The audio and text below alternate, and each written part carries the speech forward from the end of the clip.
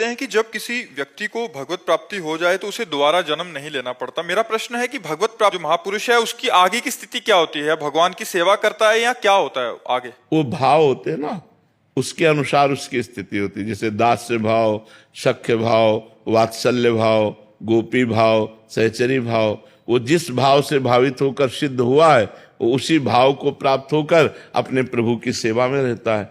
मोक्ष प्राप्त होना वो अलग चीज है। जैसे तरंग समुद्र में मिल गई, अस्तित्व खत्म हो गया, लेकिन सिद्ध देह धारण करके, जैसे वो सखा है तो सखा का सिद्ध देह धारण करके भगवान श्री कृष्ण के साथ आठों पैर खेलता है। गोपी है तो गोपी देह धारण करके वो भगवान के साथ, सहचरी है तो सहचरी देह धारण करके प्रिया प्रीतम के साथ। सिद्ध पुरुष जिस भावना से सिद्ध होता है उसी प्रकार का उसे सुख मिलता है। अब कोई वैकुंठ उपासी है, नारायण उपासी तो वैकुंठ जाएगा, कोई राम उपासी तो साकेत धाम जाएगा, शिव उपासी है तो कैलाश धाम जाएगा, अगर प्रिया प्रीतम को उपासी तो वृंदावन धाम आएगा, अगर गोलोक बिहारी को उपासी है तो गोलोक धाम जाएगा। अलग अलग साधकों की भावना है, तो जैसी भावना हमारी सिद्ध होती है वैसे ही हमको प्राप्त होता है भगवान का धाम, भगवान की लीला और भगवान का रूप।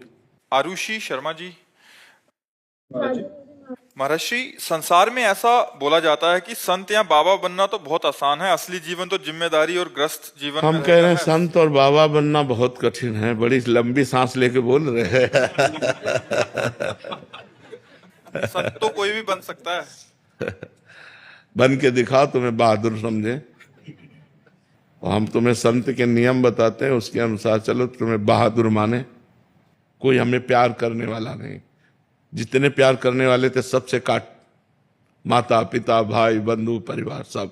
कोई मनोरंजन नहीं, किसी भी तरह का कोई मनोरंजन नहीं। हर समय मन को मारना, थोड़ी भी चूक हो जाए तो संसार थूक दे। साधु का जीवन जानते हो कितना कष्टमय जीवन होता है। अब तुमने केवल बाहरी देख लिया, बोले बहुत मौज में है।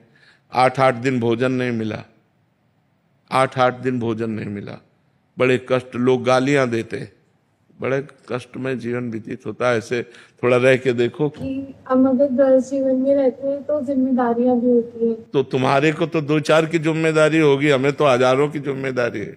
बाबा जी का मतलब क्या समझते? तुम्हारे 2-4 घर परिवार के लोग होंगे, हमारे हजारों हैं। आप नहीं है हमारे परिवार के, हम क्यों आपसे बात कर रहे हैं? क्या हमारी जिम्मेवारी नहीं है आपके दिमाग को ठीक करना, आपको स्वस्थ रखना, आपको प्रसन्न रखना? तो हम जिम्मेवारी का तो निर्वाह कर रहे हैं। नहीं, हम यहाँ क्यों बैठे हैं? कोई फीस दे के आए हो क्या? तो हम अपनी जिम्मेवारी तो निभा रहे हैं कि आप हमारे हो, हमारे देश के हो, हमारे परिवार हो, हमारे भगवत स्वरूप हो। आप अच्छे आचरण वाले बनो, अच्छे विचार वाले बनो, तो आपका मंगल होगा।